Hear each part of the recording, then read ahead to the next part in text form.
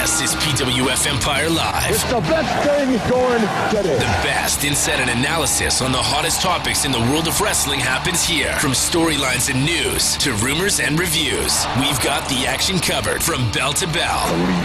Presented by PWFEmpire.com with your hosts, Charlie Feist, Evan Medina, and J-Dub. Do I have everybody's attention now? The match starts now.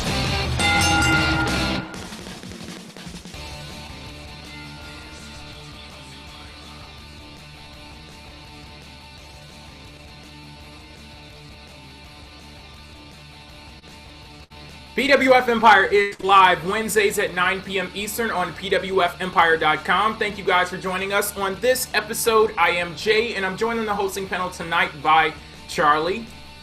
You know, I hope you all watched that episode of NXT, because Becky Lynch promo skills, much improved. Gotta love it. Alrighty, and Evan. How we doing, everyone? I am doing amazingly well. Glad to be on the show with you guys, and thank you all for watching out there in YouTube land, or maybe you're in the PWF Empire. Wherever you're watching, thank you, and we would love it if you guys went ahead and joined in on the fun, joined in on the conversation, because we got a lot of great things to discuss tonight. Of course, we're going to be getting to that Payback main event. Then we have some stuff to talk about with Bryan. We have Bray Wyatt. It's finally revealed who his obsession was, and that person was Ryback, so we'll be talking about that tonight, plus a ton more. We got King of the Ring, and also our feature on Lucha Underground. If you guys want to go ahead and chat and let us know what your thoughts are on the topics that we discuss on the show tonight, go ahead and let us know by using the hashtag PWF Empire on Twitter, because as always, the conversation continues on and off air. Let's go ahead and get that conversation started tonight with the main event of Payback. So in the fallout of WWE's last pay-per-view, we're moving right along with the next one. The match will be Seth Rollins defending his WWE World Heavyweight Championship versus Randy Orton and a new contender in Roman Reigns. As I said, the WWE World Heavyweight Championship will be on the line, and the vote was left up to the WWE Universe. And the way that everything was set up on Raw, I'm reminded of a phrase or a saying that Charlie brought to my attention, and I believe that saying was, a good promoter listens to the fans, and a great promoter manipulates the fans. I love when WWE does these votes, and they had the heel and Seth Rollins screaming from the rooftops, I do not want a triple threat match. You mean I have to defend my title against two competitors in a triple threat match? Then you had JBL out there, you know, his antagonistic self, talking about how unfair it was. So yes, this is a situation that we're involved in right now. We're getting another triple threat for the WWE World Heavyweight Championship. Pick, you know, I mean, in what world are the fans going to pick one challenger over two? Like, you can give them anything. If you give them 9 challengers, you're going to be like, hey, 9 people in one match. Fuck it, throw them all in. You know, they're never going to not pick the one with more match. Like, it reminds me of the time when John Cena, they had the option for a 3-on-1 match against Cena, and it's like as if people weren't going to pick the 3-on-1 match against Cena. I mean, come on. But yeah. There you go. Want to see more people. That's what they want. Of course, yeah, and throw everybody in there. Just fuck it. Oh, how about like throw 6 people in there and then, you know, put some walls around them and stuff, preferably made of give steel. Them El Torito and Hornswoggle's long darts. You know. Yeah, I like that. Yeah. Make sure you have those slides there too. But yeah, protect the long darts. Yeah, we're joking and everything, but yeah, this is the match that we're gonna see at Payback. How did you guys think the execution and the road to get to that point played out on Raw? Thought it was pretty good. I enjoyed it. There was one thing I hated, and I have to say this, and I get that SmackDown is irrelevant and useless, but wouldn't a great argument for Roman Reigns have been he pinned the champion clean in the middle of the ring on SmackDown last week? Yes, because if you had watched Monday Night Raw, that is something that you didn't watch SmackDown. That's something that you would not have been privy to on Monday Night Raw. You didn't even know what happened. That would have been my argument. I pinned your ass on SmackDown. And it's that simple. But whatever. They didn't go with that. I thought both promos were fine. I thought Seth's promo to open the show, like somebody said, I was listening to a Raw review, and they made a great point that Wrestler X came out and cut a long, boring promo at the start of Raw, and they pretty much just fill that in for every Raw report, and that's pretty much it. They come out, they talk forever, and then stuff happens, and you get a Raw main event out of it, and that's just the way the show works. But the Roman and Randy stuff I thought was fine, and the whole fan vote, like I said, nobody's ever going to not pick the one with more people, and it just gets people see more people, and they think that's going to be better. So they manipulated nicely. And did you notice what came in second? Just thought I'd throw this up. Mm-hmm. Yeah, just fun fact. But Charlie, about that whole Wrestler X opens up Raw and cuts a promo, it's very easy to break it down to bare bones and that way. And I guess but when it's a long 20-minute boring promo, that's pretty much what it is every week. But it wasn't a boring promo though. I like the promo. I've really grown to I've already been a big Seth Rollins fan, but ever since he's become champion, it's just the smarm has been taken to astronomical levels, and he's a very despicable person, and it's I love to hate him. Anytime that he's on the mic, I think he's really good though. There was one point I enjoyed where he kind of stumbled over a couple lines as he was calling Kane incompetent, and I was like, that's funny. I actually thought Kane did a really good job in this opening segment. Yeah. I know we're going to talk about that more in depth later on, but I thought the whole Justin Bieber thing was funny, and I know segment made me want to see Justin Bieber make an appearance on Raw. That's how good this segment was, okay? Well, damn. Well, that must have been great. Justin Bieber has got to make a segment where, Seth Rollins just turns around and there's Justin Bieber. I'm not saying come out and sing or anything. And Bieber just hits him with a stunner or something, and there you go. And then but then again, that might turn Rollins' face, so I don't know. But anyway. Yeah, definitely. Walk out and win with that shit. But I will say, I thought Rollins, he always plays the role of getting freaking out about stuff pretty well. I think he freaks out about things in a good way. Rollins plays that heel that he wants to take advantage of anything he possibly can. And so it's sure, sometimes we want to see clean finishes, but it's with Rollins' character, the way that it is, I really don't think he needs to have clean finishes on a consistent basis because of the fact that he's really solid at playing the role of someone who flips shit when things don't go the way that they're supposed to for him. Like the triple threat, he might have even drawn it out a lot, but I thought it was good. It was emotional. Even if it was kind of plastered out there, it was there. And I like that. And I think that does something as a heel that gets people to legitimately boo.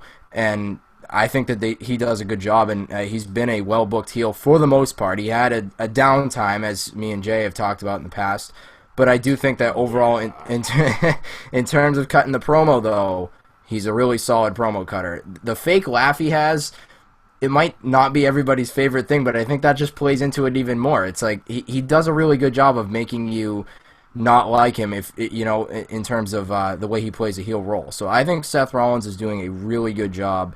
And I think Kane really helped to cement this segment. It was a good way to kick off this show, and I thought the presentation of the triple threat overall was fairly well done. Now, I do think Rollins has kind of I should have at the Seth KO. What did you say? I laughed way harder than I should have at the Seth KO line. Yeah, and more on that. I think Rollins, he's moved a little bit past the amazing role that I thought he was playing in WWE, where he was this very calculated heel.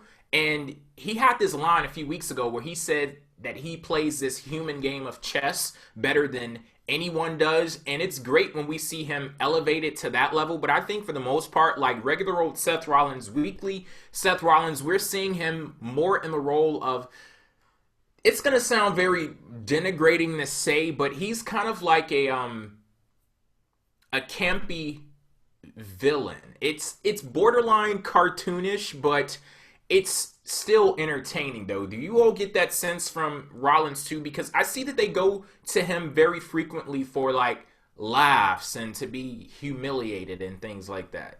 Yeah, he's your heel main eventer in WWE. That's what you do.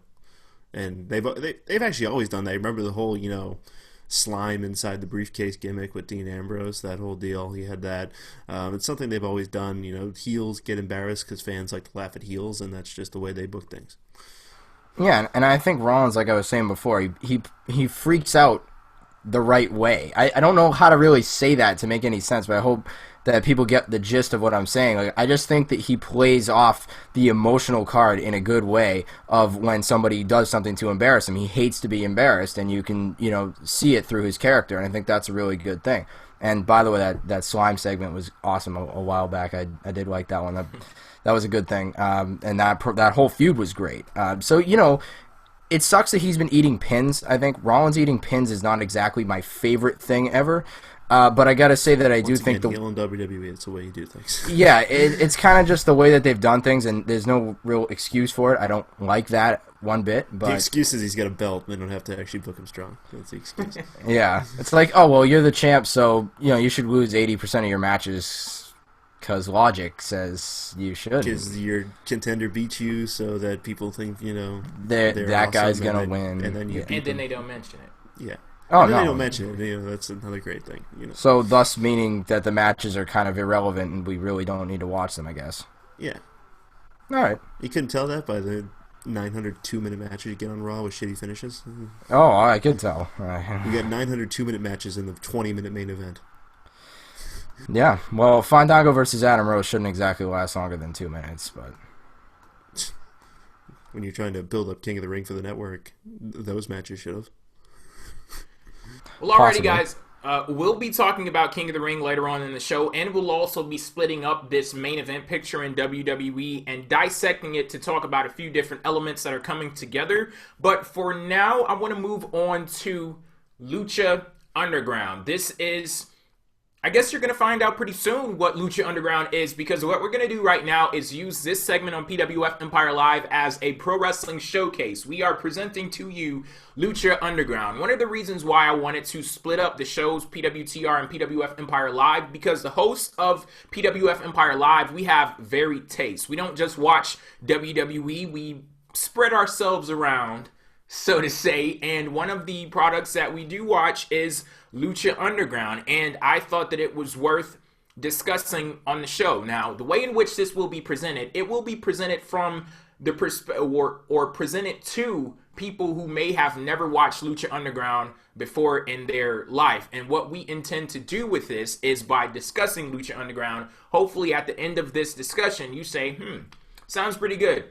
I want to check it out. So let's go ahead and get started and answer a very simple question. Charlie, you're the biggest Lucha Underground fan here, so I'm going to kind of be playing off of you in this segment. What exactly is Lucha Underground? Lucha Underground is, to me, the ultimate kind of cult wrestling kind of feel. It brings together, it kind of brings out what Lucha Libre is, and it also brings kind of an American crowd to it a little bit. There's the big Latino influence throughout the crowd, but I think they call it the temple where they tape shows. The whole feel of the arena is just so fantastic, and when the guys are in the ring, fans are engaged, they are constantly ready to just lose their mind, and it's a very great underground, and it's kind of the feel of it. It's very underground cult atmosphere, similar to kind of the atmosphere you get from ECW with these very hardcore diehard fans in the crowd, and some great wrestling in the ring. Could you touch a little bit on the signature style of Lucha Underground? I know you kind of talked about it a little bit there with like the grunge cult-like feel, but do you have anything more to add in that regard? Just Lucha Libre, very high flying, very I don't know the proper word to say, because I don't want to say choreographed almost, but it's very fast tempo, high pace. If you've seen Rey Mysterio, imagine that, but with other guys that work that style. It's chaotic all over the place, very exciting. It's pretty much the way to put it. It seems like their matches always have like at least one or two really cool spots. Like those main events always have a couple of really like nice spots in them, and I think that's something that I've, again, I haven't watched a ton of Lucha Underground. I've watched enough episodes though to be able to see the way that things kind of go with it, and I think that they always have a good quality setup on that show, and it's kind of like amazing independent wrestling with high definition cameras. Like I just think that's pretty cool. Like, I mean, I guess some people will say that TNA is that way too, but I think that Lucha has that. Lucha has that feeling of just putting on some really good stuff, and I mean, I like their diversity on the roster too. I think that's really cool. Now I want to go ahead and ask this question: why should someone watch Lucha Underground? If they're watching us right now and they've never seen Lucha Underground before, what is it about that company that would possibly sell them and say, you know what, I have to watch Lucha Underground? I would say the biggest thing that they do, and this is something I really wanted to put in here because this is something WWE almost never does, is consistency. They are consistently, week in, week out, a very good program, and that is something very important to me. You never feel the poor episodes of Lucha Underground are the exception, not the rule, and you don't get, you see a great episode of the show and you're like, you feel like that's the status quo. You don't go running around like you do for Raw. When there's a great Raw, we all like jump up and down and like do cartwheels. Like, holy shit, that Raw was fucking great. Whereas Lucha Underground is just like, yes, we know this show's going to be great, and it is. And one thing that I would say that works very well in the favor of Lucha Underground, they're not running away from kayfabe. They are fully immersed in it, even to the point where their backstage segments are filmed as if they are scenes from a movie. It looks crazy, and it takes a bit to get used to, but then when you stop looking at it from the perspective of, oh, this is fake, and you just sit there and take it for what it is as far as the entertainment value it provides, I think that it's great. And Lucha Underground, it really does bring the best of Hollywood together with the best of pro wrestling, because they are one of their executive producers is, I believe his name is Robert Rodriguez. I think he directed Sin City, and he Mark directed Burnett's there as well. Mark Survivor, Burnett, and all those. Yeah, I think he produces like The Apprentice, Survivor, a lot of those big reality shows, and you can see the influence brought from Hollywood to Lucha Underground, and I'd say that it's a nice hybrid style. And that's a big thing for Lucha, because Lucha is a very comic book kind of feel. Lucha, Lucha Libre is very, the characters are all masked, and there's very, superhero-like people, and they want a superhero-like feel, so that's where that Hollywood influence kind of thing. And everybody, that's something else that they do amazingly well, like the character development and giving you the backstory. That's something that I love in pro wrestling. When you know what someone's motivation is, when they go out there, it's for a purpose. They're attempting to achieve something, because as much as I like wrestling, I don't like mindless wrestling where you just throw in a match or you have somebody there and you wonder, why the hell are you here? What are you doing? What do you want to accomplish? Like in Lucha Underground, they go out of their way to give you those explanations. Yeah, and everybody wants larger than life, and these gimmicks feel larger than life because there is that superhero-esque feel, and I think that's something that you don't get in WWE. That's not something you get in TNA. It's something that Lucha kind of has a one-up on, and I think that's just awesome. And not only that, but when you guys made mention of the way that some of their backstage segments are, you're right. It feels like a film, and it feels like it's a real fight, like something that's you gotta watch, you gotta see it, because there's this big ass match coming. I don't know. I just think there's something they kind of add, like that backdrop of there's like a little bit of music, like dramatic music, kind of in the background. Like it's crazy. I just think it's really well produced, and that's something else that I think really adds to it. So it's like what you want to be seeing on main television, but you're seeing it on what's considered just indie stuff, but it has a big fight feel. And I think that's a reason to watch Lucha Underground. It really sticks out in that way. I mean, I'm just saying, it's only an hour-long show compared to a 3-hour Raw. I don't see why you wouldn't watch Lucha Underground. All right, so who are some of the top stars in Lucha Underground? I know one that I can throw out there is Cage, and that's actually the person that got me hooked on Lucha Underground. And the interesting thing about him, he's this big muscle-bound guy, but he goes out there, he does very agile stuff. He'll do some moonsaults from the top rope, and it's like a culture clash with Cage and Lucha Underground, because he's not really Lucha, but that presents an interesting dynamic when you have him. He's this big power guy going against, the other Luchas on the roster. So who are some of the names for you? To me, my favorite guy there is Pentagon Jr. This guy, he comes out, he beats your ass, and he breaks your arm, and that's that. So that's just so great, and it's so funny because he gets a mixed reaction, because in 2015, if you come out, beat someone's ass, and break their arm, you are a babyface, because that is awesome. You are an ass kicker. I also have Johnny Mundo from John Morrison. He's busting his ass in this promotion, working incredibly hard. You've also got your champions. You got Prince Puma as the Lucha Underground champion. He's very good. And the Trios champions, they just crowned. And Angelico, Son of Havoc, and Evil East. We'll talk more about them later, but they are there as well. And they just had one of the... We'll get there. I have to gush about there.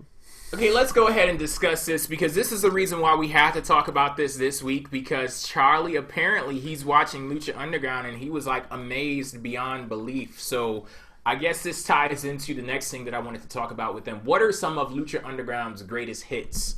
Well, those defining moments for the company. I'll start first on the January 7th episode. You had Aztec Warfare, where they crowned the first champion.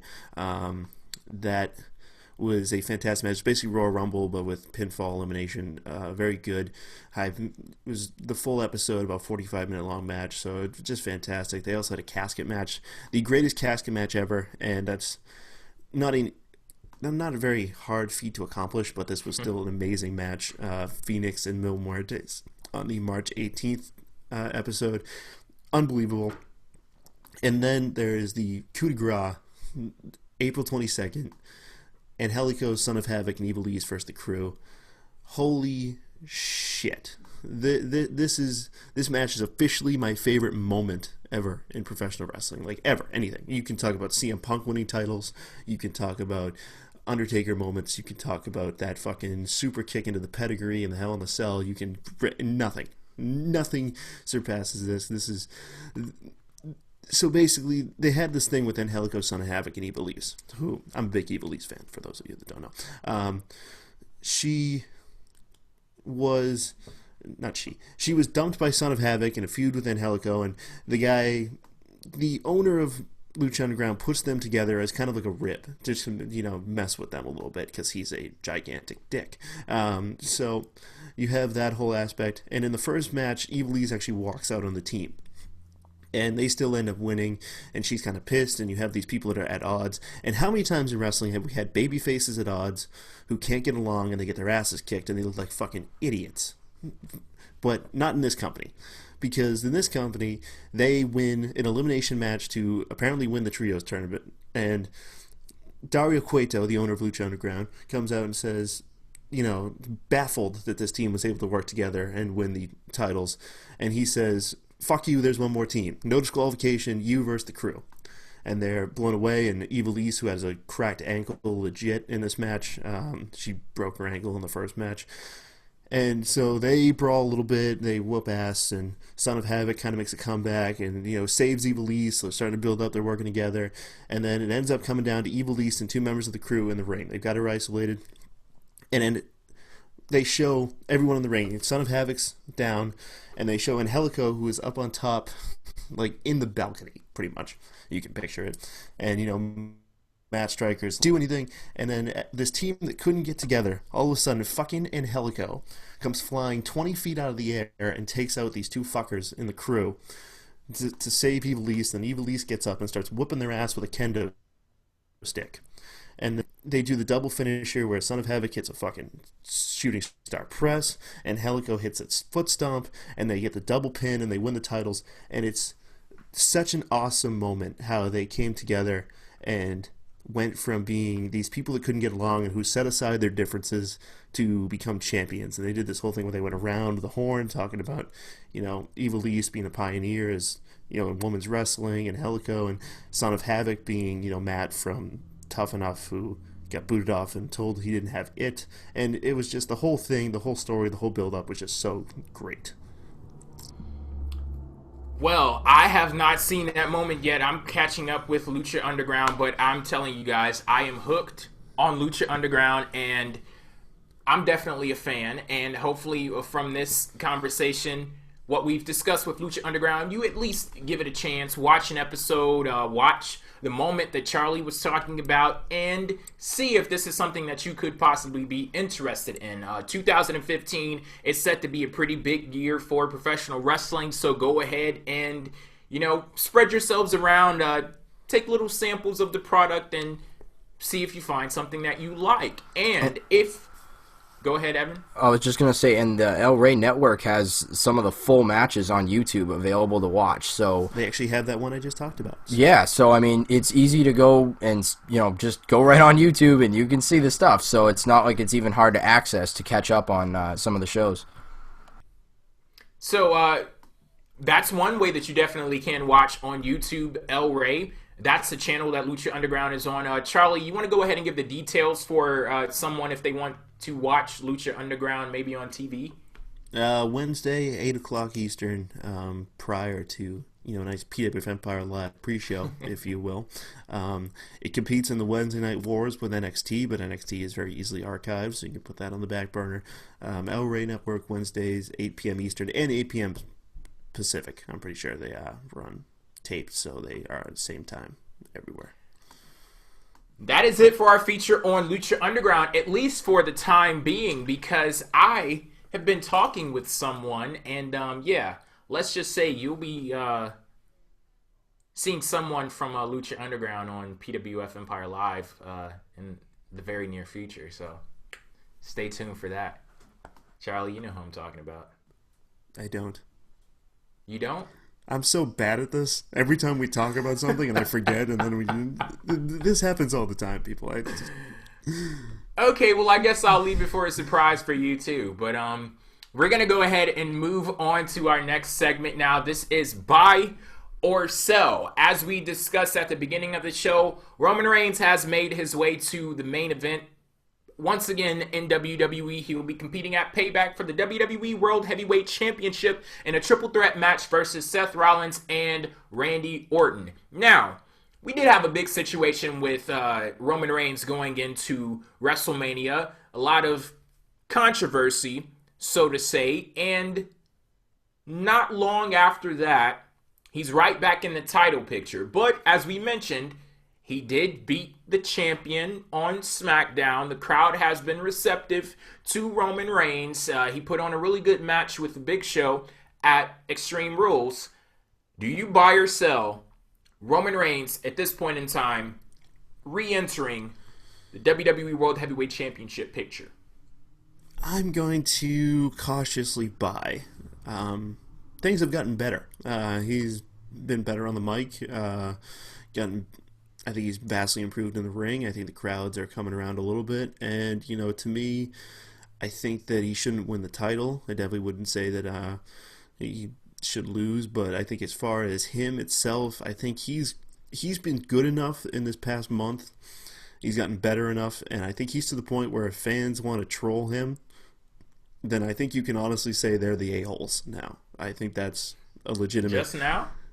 See, because before there was a little bit of, there were some question marks, there were some legitimate gripes, but now I think he's gotten to the point where he definitely belongs there, and they're not shoving him down your throat relentlessly. And so if you want to sit there and troll and get pissed off because he's being pushed now, I think you're just a mark. That's sorry.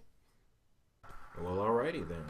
I'll buy into this because again, a triple threat match in this situation, I think, doesn't do any harm for Roman either because of the fact that, he's got Orton and Rollins in this match, and we've seen him be able to work with Rollins well in the past, obviously. Former tag champs, we can't forget that, and obviously as opponents, they wrestle each other fairly well, and I think with Orton in there, I think this can be a pretty enjoyable triple threat match. I'm hoping. Sometimes triple threat matches struggle. They're not always great. Sometimes they are amazing, and sometimes they're not so great. So I guess we'll kind of just see what happens with the clash of styles here. But I think it can work out just fine. And I mean, his match with Big Show was better than expected for a match that, like I said on the Extreme Rules, post show, for a match that I really didn't give a damn about and have any expectations for. they put on a really enjoyable one. So, again, I said kudos to both guys, and Reigns is obviously included in that. And yeah, his promos have been more on point, less words equals more value. And that route has been smart to take, and that's a route that we were hoping they would take a few months ago, and I think they're finally going down that path. So I'm gonna buy into this one, and I'm gonna hope like hell that the triple threat match is decent. I don't think they have a whole lot of other guys for Rollins to face, and at least it's a fresh main event. You haven't seen this triple threat match yet, so there you go. Still can't help but think that the third guy is not the right guy. There seems to be two things here that are not like the other, and there's one that is like the other two, and he's not there. It's interesting. Yeah, he's a little. They got to save that for next April, though. Yeah, I don't want to see that this year. As much as I want to see that, I don't want to see that this year. Dean's got to get there. We got some stuff to do next April. SHTUFF. Okay, so here's the thing. Roman Reigns, that's my homeboy. However, I am going to have to sell this. And it's going to be crazy reasoning that I'm selling this, but here's the thing. Roman Reigns being placed in the main event of a pay-per-view is the equivalent of creative saying, we have nothing for you. Now, I know that sounds weird as hell, but... It is funny because it's true. Yeah, because where Roman Reigns is right now, I think that he's been making progress. He's been great in the ring. He's been improving on the mic, like Evan said, saying less words and getting his point across clearly. I think that all of that stuff is working in his favor. He's getting to a point where he's earned respect from the crowd, and not just like that base level foundation of respect. He's starting to build up goodwill with the crowd, and I think that putting him in the main event back in another championship match just for him to fail, because I'm pretty damn sure he's not walking away with the championship here. This is kind of like pressing the pause button on Roman Reigns, or maybe even regressing when he should be progressing. But the problem is, and I've said it before, and I will say it again, WWE does not like to build up top tier heels in the company. Thank the Lord that we have Seth Rollins, but just look at the main event of Raw. We had Kane in there, and we've seen very frequently Kane and the Big Show being thrown in main events because you can just look at them and say, oh, hey, they're 7 foot tall. That's legitimacy right there. You don't need to build up anybody else. That's too much work. Are you kidding me? Actually putting substance behind someone and adding legitimacy to a name and just not a damn size? That's too much work to do. And the only other feud that I could have possibly seen him go into after the Big Show was possibly Kane, or maybe even a Bray Wyatt. So the options were limited there because WWE don't have much to choose from. So I think that they throw him in this match just to say, you know what, we don't have anything for you, so let's just put you in here maybe earlier than you should be. So I mean, not for nothing, he does have a beef with Seth Rollins, although he didn't mention that either. Yeah, that's the thing. Like, you're not even playing that up. He's saying, because I beat the Big Show, I deserve a championship match. Like, how about I beat your ass and you fucked me over at WrestleMania? Yeah, how about that? Like, maybe, of course, they're probably going to expand on it, but if you're using this as Roman Reigns' way to introduce himself into the main event picture, I don't like that at all. Like, I like Roman Reigns. I like what he's providing. I'm pretty sure that he's going to deliver some nice promos, some really good in-ring action, but still, I think that this is a setback in his development going forward. I just think that it was kind of at a bad time with the fact that there was such a lack of options. That's why I thought that Bray Wyatt was actually targeting him, because I really didn't see where the hell else Roman Reigns was going to go unless it was back to the main event. So, I mean, it is what it is, I think, and I don't know. I mean, I see your point, though, Jay, but I'm still going to say I buy, because there is that lack of option. Maybe it's just because I already, we all see that, so I kind of just know it's coming, and I'm like, you know what? Whatever. It's a triple threat match. It's not like I mean, I'd be very, very surprised, and I mean very surprised, if he actually did come away with the title by the end of the pay-per-view. Stranger things have happened, for sure. But, yeah, I mean, I think it's just kind of a way to give him another match, because they just don't have much for him, and that's truth. I don't think that there could be any other way to put that better. But I still think that, overall, him being in this main event isn't the worst thing that could happen for him. I mean, we'll see. And we have a comment from Ono Productions in the chat right now saying, but they're building up heels right now. They just had BMB with King of the Ring and things like that. Yes, they're building up heels now, but I'm not going to sit here and act like this is a problem that just started in WWE yesterday, because it's not. Like, it should have been going on for a while. So I'll commend them for the work that they're putting in with people like, I'm not even going to say BMB right now. I'll see what they do with him. Being a bunch of mid-carders in King of the Ring. But with Sheamus, they're doing an amazing job with him, and maybe we'll get somewhere with him eventually where he can serve in that role that they usually have Kane and the Big Show playing. He's too busy worrying about his and Dolph Ziggler's rear ends. Well, I'm hoping that that'll end at some point. It's going to end with Dolph Ziggler rubbing his rear end on Sheamus' face. I wish they would just leave that in the past. We've moved on from that. And I love how Dolph Ziggler came out for his little match, and he had this big promo about how he can't even focus on the tournament, and he was so distraught and upset, and he came out happy as can be, waving to fans and shit. And I was like, this is that promo right on the screen, and then you not following the promo at all. Well, on Tuesday he did say he just wants to kick his ass now, so maybe he just wants to kick it instead of kiss it. I don't know. Maybe they realize we're PG. We should stop trying to make each other kiss each other. Or their upper thigh, yeah.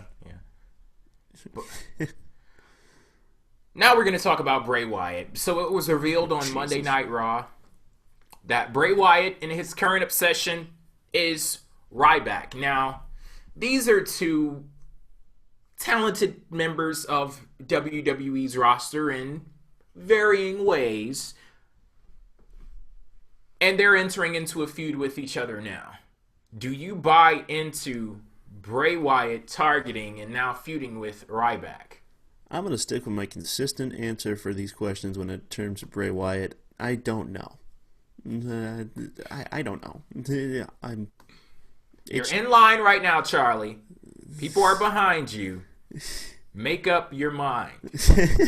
Yeah, hurry the hell up, man. Fine, sell. It's a weird feud, makes no sense. I'm tired of Bray Wyatt just all of a sudden for no reason obsessing over people. Yeah, and the thing that I'm asking is, does this dude have a fucking boss or something like that? Will somebody take control of him? All he does is stalk people, target them, and then impose his will on the roster. Have you guys noticed that very rarely is Bray Wyatt ever just booked in a match? He just gets to do whatever the hell he wants to do, and it's weird. He just loses his mind and just goes, I want to kill you. It's weird because it's he's not even a part of the roster, really. He's a special attraction, but the unfortunate thing is it's not so special. Yeah, and just to throw in another thing there, Bray appears behind Ryback, and Ryback turns around, stares at him, and gets drilled with Sister Abigail. What a geek Ryback turned out to be. You sit there and you look at him, and then still get hit. You knew he was there. That doesn't seem too smart. That seems actually a little, dumb as fuck. Well, doesn't Ryback hit himself in the head and say stupid anyway? I mean, I guess he's he does have to kind of knock some sense into himself, but maybe it doesn't. He just he forgot to do it before he saw Bray, so that's probably what happened there. But this whole thing would make sense if there was anything for Wyatt to gain from beating Ryback. Why is Bray Wyatt directly targeting a guy who doesn't have anything that Wyatt would want to take? As much as I like Ryback, this is kind of he's bottom of the barrel when you look at all of Bray Wyatt's opponents, because he's feuded with people like John Cena and Undertaker, who have stature in WWE. They have something. They have power. He's feuded with people who have they're at the top tier of the company. People like Dean Ambrose when he was close, you know, after his feud with Seth Rollins. And then you also have Bray Wyatt. He's feuded with Daniel Bryan before. Like, what could you possibly gain from Ryback? Like, I don't know. I mean, I don't know, man. Maybe a win. He'll actually win on pay-per-view. That's the motivation. He's like, you know what? Yeah, I mean, it's hard to buy this because of that. You know, again, it's like, I want to say that because these are two guys who haven't feuded, it could be something fresh, you know, yada, yada, yada. As much as you want to say something like that, I really am going to have to sell this because I don't think it's going to do anything here. Like, if I was to make a prediction right here and right now, then I would say I don't think it's going to do much for either guy, regardless of who goes over. It's like the Ambrose feud that we've talked about 500 times. Dean Ambrose and Bray Wyatt didn't really get a whole lot out of that feud. It's not to say that they didn't have some some decent matches, but, you know, because they did. And as Jay and I will tell you, they had a heck of a story that they royally fucked up. Yeah.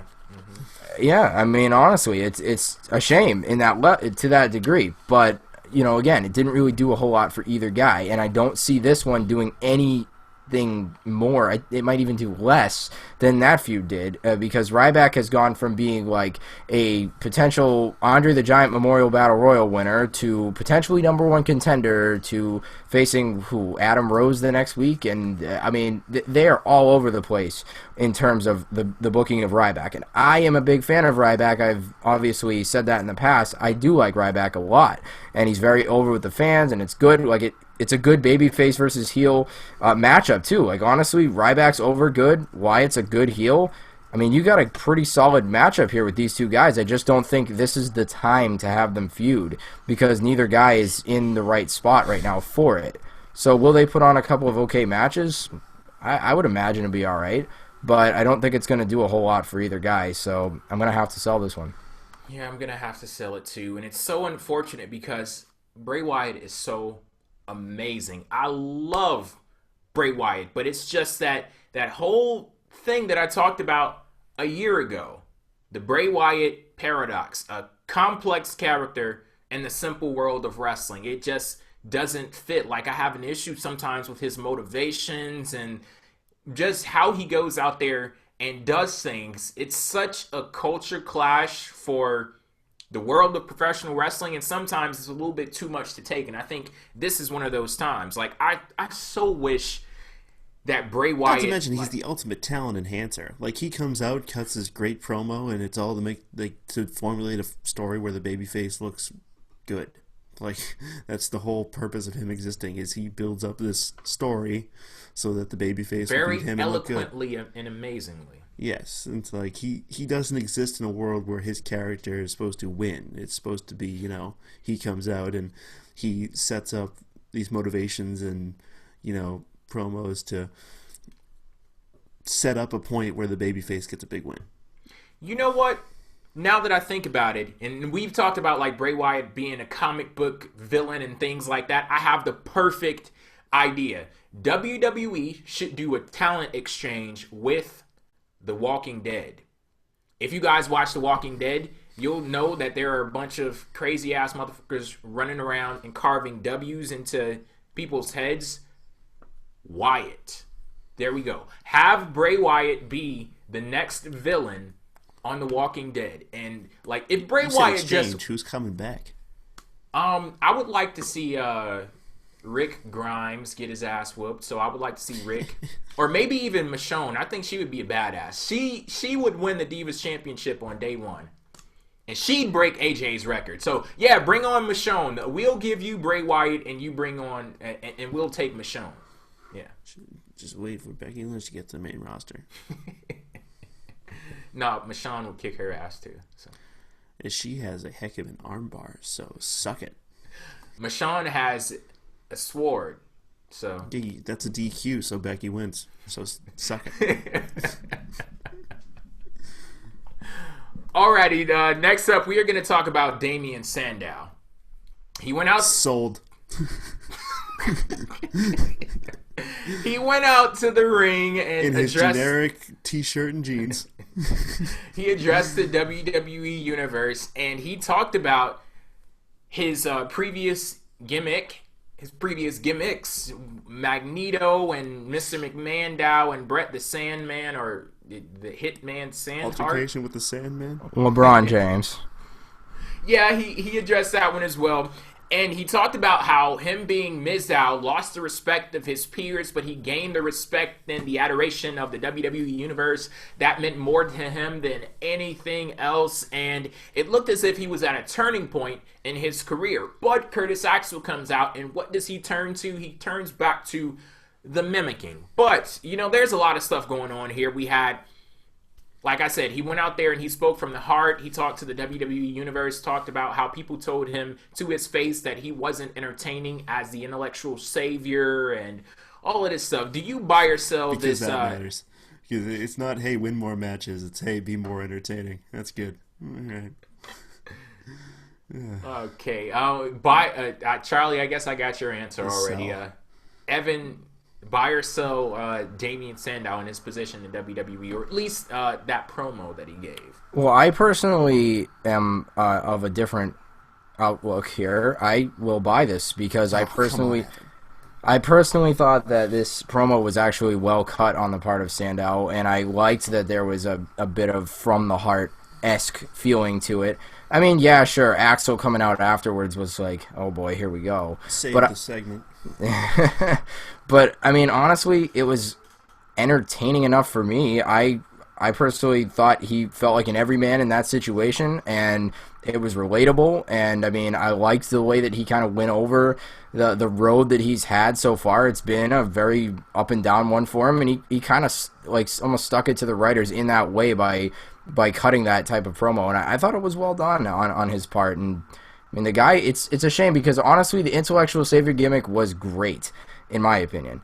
I thought it was awesome, and it looked like he was maybe going to become a big player for WWE, potentially, but of course, classic when did is... this happen? See, here's the thing. Money in the Bank, when he won Money in the Bank is what I'm talking about, and he was starting to have longer matches before that, and things may have been going in a good direction for him at that point in time, is basically all I'm trying to say. But it looked like maybe he could have been a big player for WWE, but then it was very quickly the rug was taken out from under him, and then everything happened. But that's all I'm trying to say. Either way, I thought that the intellectual savior gimmick was great.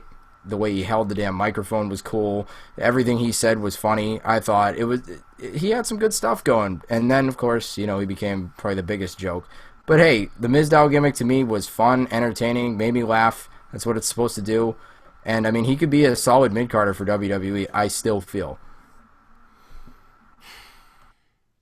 Well, as far as Damien Sandow is concerned, I would say... Now, I know that wasn't like a legit shoot promo, but for the joke to work, I'm gonna just say it is. That would have been the most boring shoot promo that I've ever seen had I not seen a clip from Jeff Jarrett's in the 90s. So yeah, but I mean, I used to like Damien Sandow, and I thought that he was entertaining as Mizdow, but as far as I was concerned, him being a joke, it didn't start there. Like the intellectual savior, that gimmick was a joke too. And I honestly believe that the only reason why he won Money in the Bank was to lose. Like, I don't think that they had any intention at all of making him a world champion. And I didn't like that segment at all on Raw. I didn't like his part in it. I mean, I'm glad that they gave him that outlet to speak. But I didn't like his part. I didn't like Curtis Axel either. Charlie, you're saying he saved it. I'm like, yeah, you save it. You shouldn't have. No. When he came out and said, like, he hates people who don't know that they are, whatever he said, I howled with laughter, so that's good enough for me. In a 3-hour show, howling with laughter about how goofy something is about as good as it's going to get in a 3-hour television program. Okay. The show is too long. We're going to move on to some very unfortunate news. Now, we all know what's going on with Bryan right now. We saw that he was not able to compete at Extreme Rules because WWE, they still had him on the, I guess you could say, injured reserve list. And now we've received more information that Daniel Bryan has been removed from all advertising for future WWE events. So it seems as if he's going to be out for at least the near future in WWE. And you want to talk about a turning point in a career? This could possibly be a turning point for Daniel Bryan, and I want to discuss that a little bit. The most perfect way that I've seen this situation described was by good old JR, Jim Ross, on his blog, JR's Barbecue. He said that Daniel Bryan at this point in time should not be held prisoner to his persona as the greatest wrestler in the world. And I could not have put it more perfectly than that. So the question is right now, if Daniel Bryan is able to return to WWE, what does he do from this point? Does he possibly go out there if he can and say, you know what, I'm going out with a blaze of glory. I'm going out at 100%. And even if my career is cut short by a few years, this is what I'm going to do. Or does he alter his in-ring style to possibly extend his career longer than it would go on if he continues on the route that he's on right now? Yeah, I saw a SmackDown report from the London show. I think it was the last match he did when he teamed with Cena against Cesaro and Kidd. And they said he worked very safe. And I think that would probably be something you would look for. But, you know, knowing him, he came back from this injury and he went right into doing shit that I would not have done coming back from a neck injury. You know, he came right back into taking suplexes right on the back of his head. You know, you saw a couple of things that are just like, dude, what are you doing? And, you know, I think he just... A lot of cringeworthy moments. Yes, it is just him, you know, to me. And we don't really know what this injury is. It seems definitely longer to be, you know, there has been rumors of a concussion, and it's a weird situation of, like, you almost hope it is, because that is something that would heal better than, you know, the recurring neck injury. But, you know, we'll see what he can do. And as someone who's watched this guy for almost a decade, I would be hard-pressed to think that he's going to come back and work 50% to keep himself safe. You know, if he's going to put himself in the ring, I would be shocked if he wasn't doing it 100%, which is scary for me, and I can respect that as, you know, as him as a performer, but, you know, I want him to think about his life, and, well, I will sit there, and if you want to come back and you want to, you know, go 100%, I will watch it. I will pretend like I'm not seeing what I want, and that's your choice. But to me, I think it's getting scary. And if I'm WWE, I'm stepping in before this, you know, reaches a point. Like, if you've got to tell him no more, that's it, then tell him no more, that's it. And also, I want to go ahead and mention the fact that Stone Cold Steve Austin, he spoke out on the issue and pretty much agreed with JR when he said he shouldn't be held prisoner to his status as the best wrestler in the world, because there was an injury that Stone Cold experienced in his career, and his in-ring style dramatically changed after that point. And, you know, this is a Stone Cold that we all know and still love at this point, and he was regarded as one of the greatest even then, after he changed his in-ring style. So, yeah. Don't forget that neck injury that happened to him, that was before he had even ever won the WWF title. I mean, this is like earlier on in his, like, he really kind of hadn't even fully hit his peak yet at that point in time. That's how amazing Stone Cold still was, despite having to change that in-ring style, missed most of an entire year because of it later on. I mean, the guy had a tough run toward the end because of that injury, and it just goes to show how fragile, you know, our bodies can be if one really wrong thing happens. And Daniel Bryan has probably beat himself to a point now where he's in his, you know, into his 30s. You know, your body isn't going to heal as quick anyway. And, I mean, this is a time where he really has to make that life decision. And it's a tough one. And this is one of the most dedicated people I've ever seen in terms of, what we're presented each and every week with the guy. I think he's an amazing performer. He's been one of my favorites to watch over the last number of years, and it's a huge shame if this really is the end of the road for a guy as good as Daniel Bryan. I mean, honestly, it's going to be hard for him to probably change that in-ring style because, Stone Cold was, a bigger guy, over 6 feet, 250, and I'm not just it's not all about size here, but Daniel Bryan, like half the success he has, or more than half the success he has, is based off of the fact that he is an unbelievable in-ring competitor. That's a lot of the reason why we love him so much. Whereas do you think he's built up a reputation enough for people to kind of excuse that, and maybe for people to go, I understand the situation that he's in, and he's kind of like on borrowed time, so if we could get Daniel Bryan at maybe 75 or even 50% capacity, well, it's still better than a lot of people at 100, so, I'll take what I can get. Sure, I think at this point in time, I definitely think he has gotten to that point much more so than even like 2 years ago.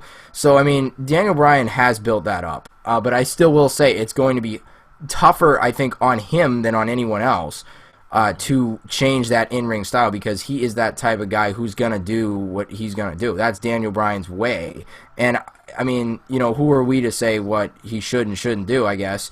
But we are more or less just concerned fans who want to see the guy at least be able to, walk when he's done with his career, not have to be carted off for the final time and, never be able to move again. This isn't the kind of thing that you want to see from a guy who is as talented as Daniel Bryan. But I definitely am hoping that he makes the best decision for himself.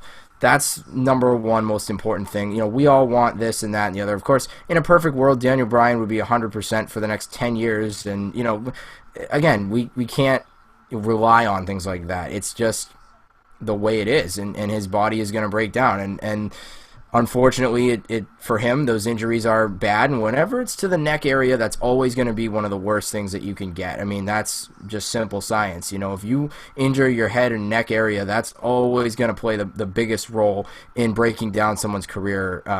I would definitely argue that. So Daniel Bryan's going to have a rough run here. If he does try to go 100%, the risk for injury is going to be, tenfold compared to if he just does 50%. And if he does 50%, yeah, he'll have less moves, but Daniel Bryan is still such an entertaining guy, like you mentioned, Jay, that I feel at this point fans won't be as hard on him if he's not able to do all these crazy moves. I mean, I don't think we should be hard on anybody if they can't do crazy moves and they're under 6 feet. It doesn't, you don't have to be able to do a million flips, if you ask me, to still be a good wrestler. You don't have to be, crazy flyer if you're under 6 feet. A lot of them tend to be, but you don't have to be, at least I don't believe. So Daniel Bryan can still be an amazing tactician and technical wrestler, and that would be great to see. So I hope for the best for him, and I definitely hope this isn't the end of the road. But this is the real reason why I believe WWE didn't go down the road of having him win the Royal Rumble and main event WrestleMania,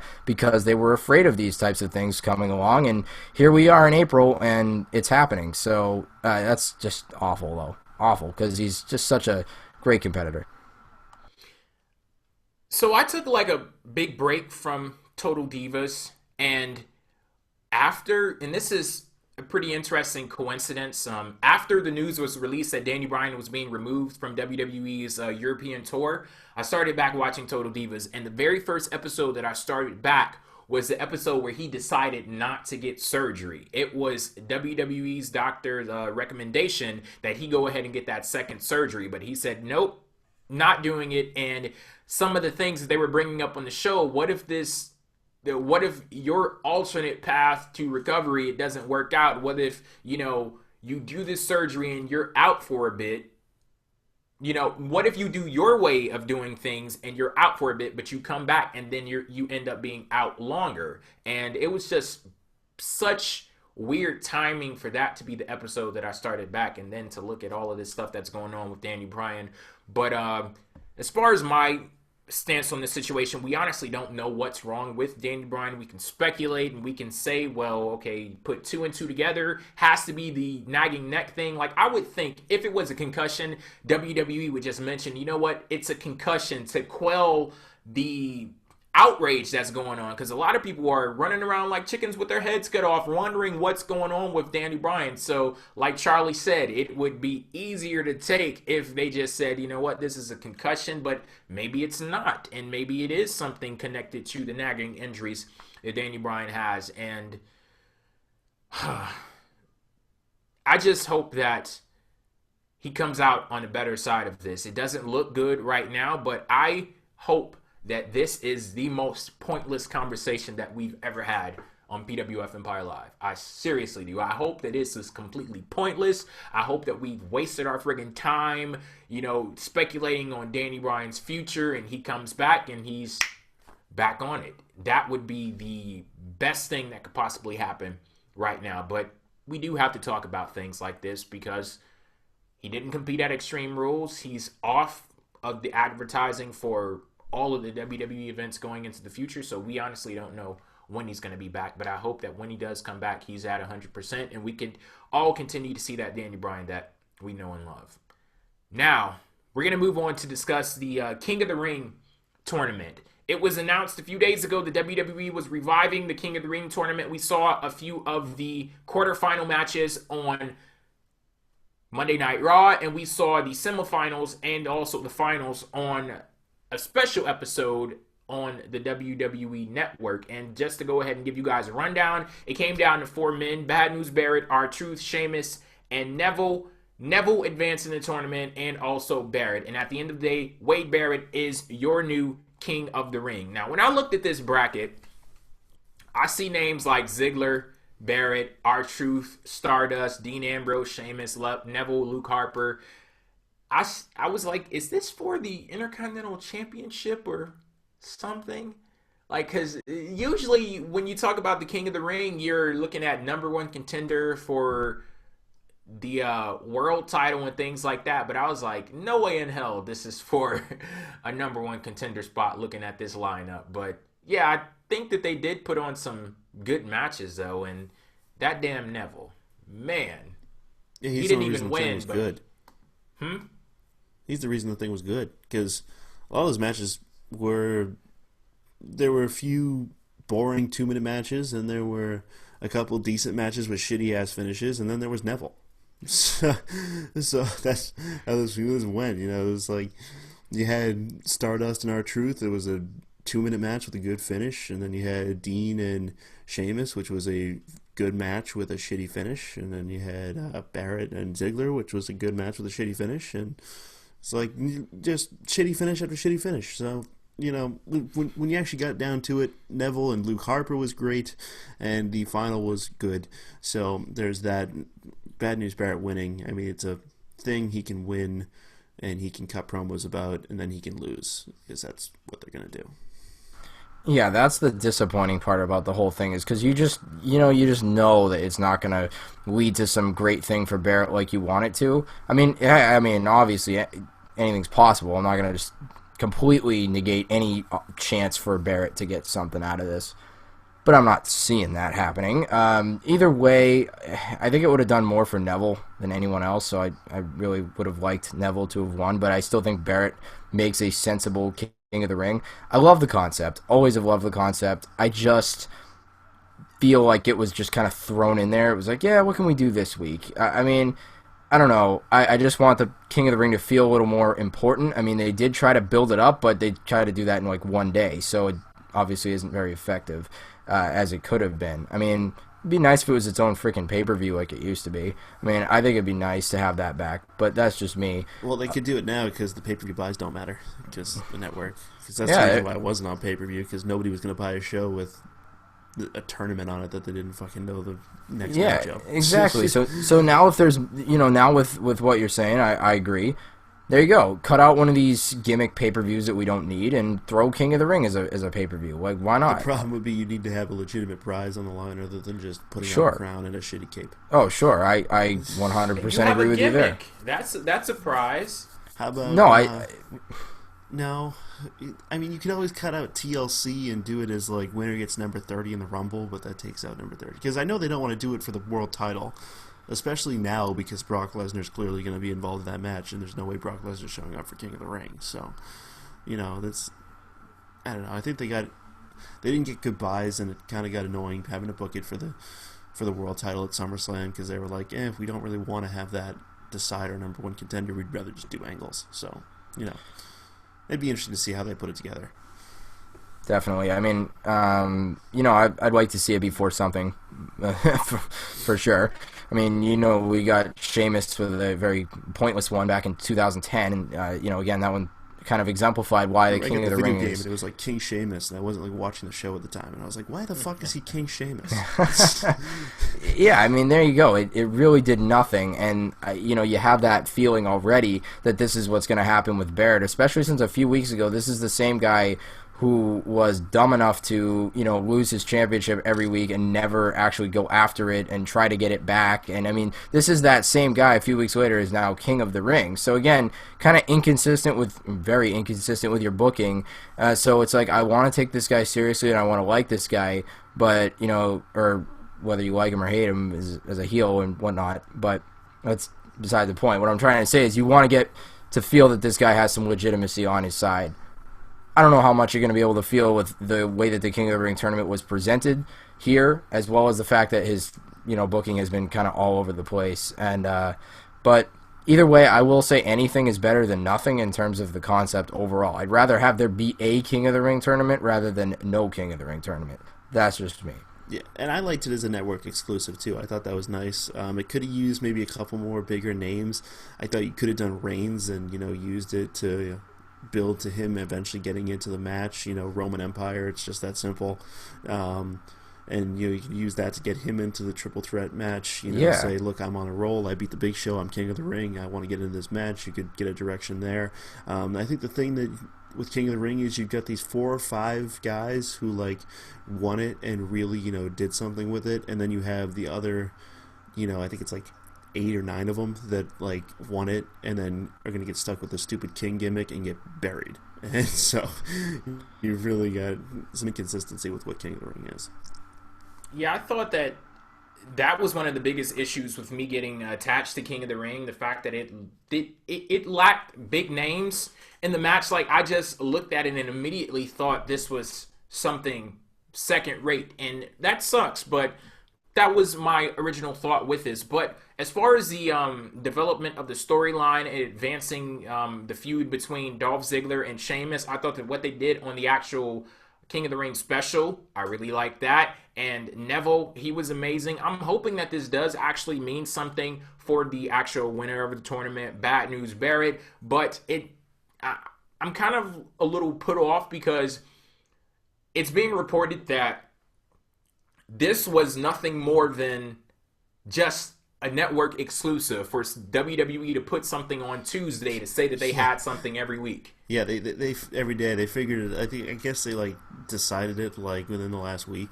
They just kind of came out hey, let's do this. And you even could have done this for a world title shot and then use it as a main event of Raw. Maybe have Neville go over and have Rollins versus Neville again, and have Neville have a good showing and lose. And then you can at least, say he went to this tournament, got the shot, and was this close, and it came, this close, and, that would at least elevate him a little bit.